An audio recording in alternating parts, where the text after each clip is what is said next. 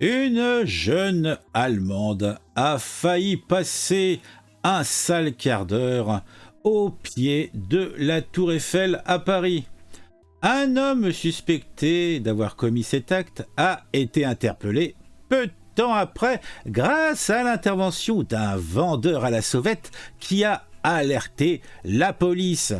Ce gentil Pakistanais qui vend des petites tours Eiffel et autres gris-gris a sauvé cette victime. Oui, il l'a sauvée.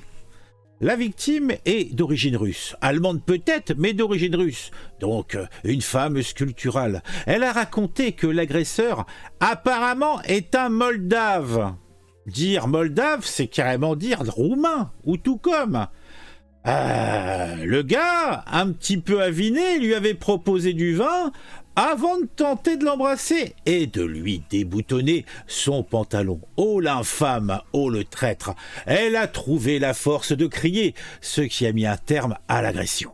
Ce comportement héroïque a permis de mettre fin à cet acte violent. Malheureusement, d'autres affaires similaires ont déjà eu lieu dans ce même endroit, notamment une affaire de vol en février 2023 et une autre en septembre 2022 qui, hélas, s'était beaucoup plus mal conclue.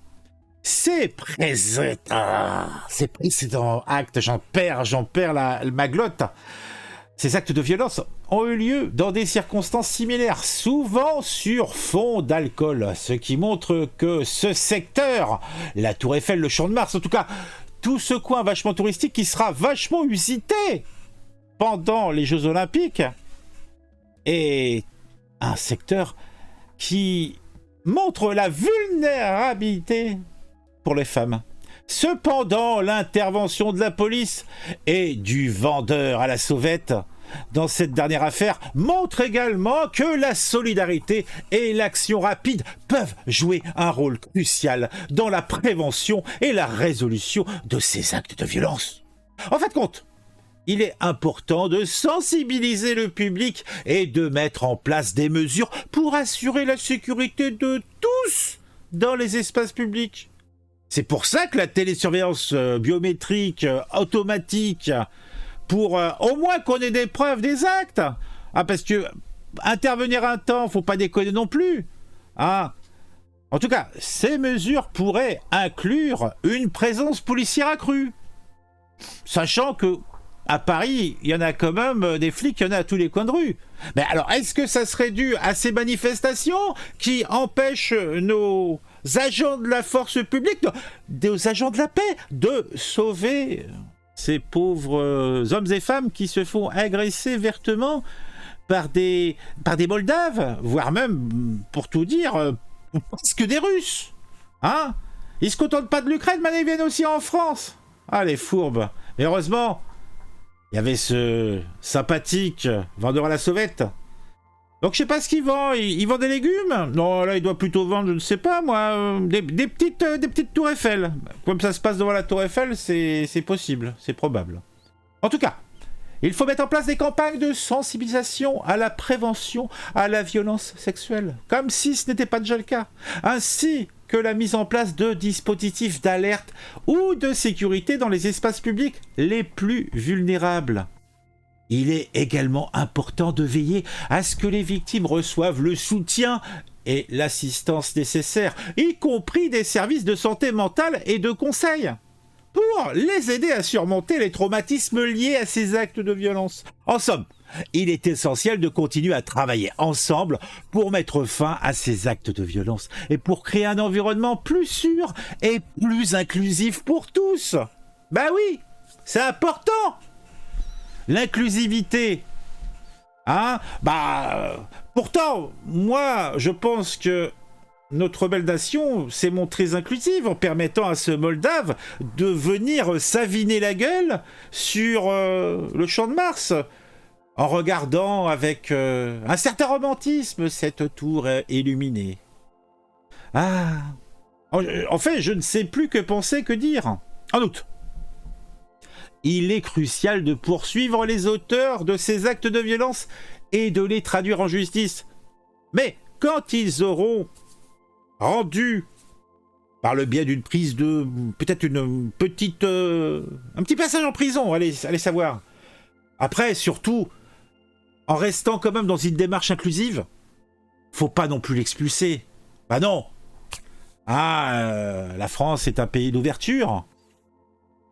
Et les autorités doivent s'assurer que les victimes ont accès à la justice et que les coupables sont tenus responsables de leur action.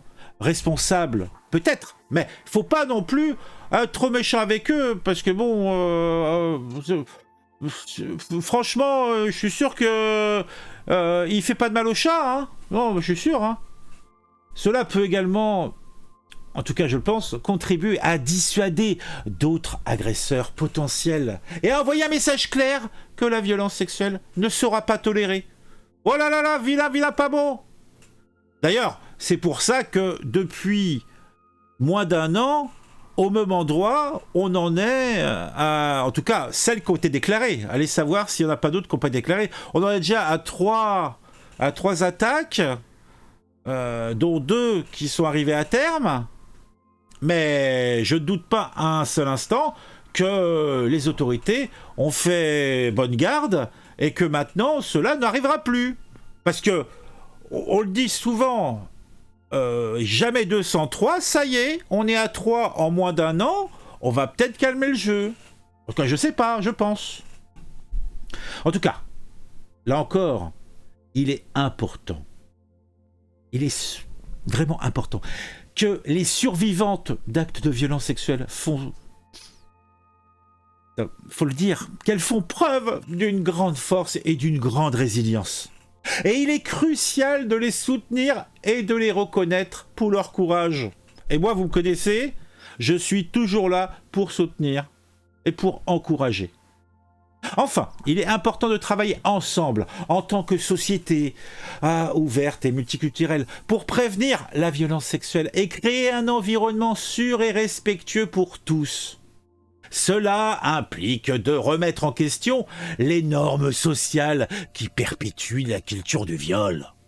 Il faut promouvoir l'éducation et la sensibilisation à la prévention de la violence, ainsi que de soutenir les survivantes et les aider à se rétablir. Je ne doute pas un seul instant qu'elle n'aura pas ça en France, mais en Allemagne sans doute, peut-être, je ne sais pas. Enfin, je m'en fous à vrai dire.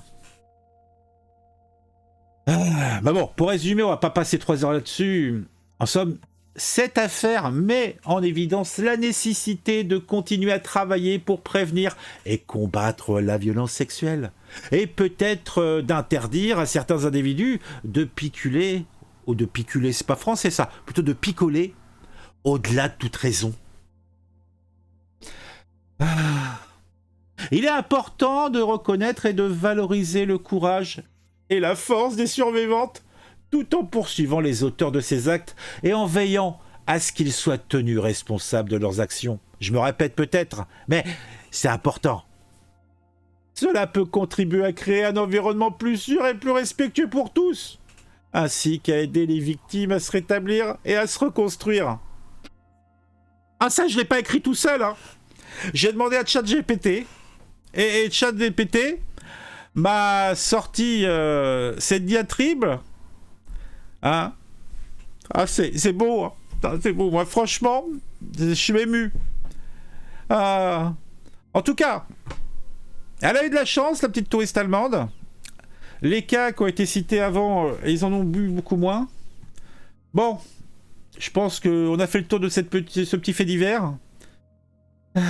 Bon, allez. Une petite intro et on se dit bye bye.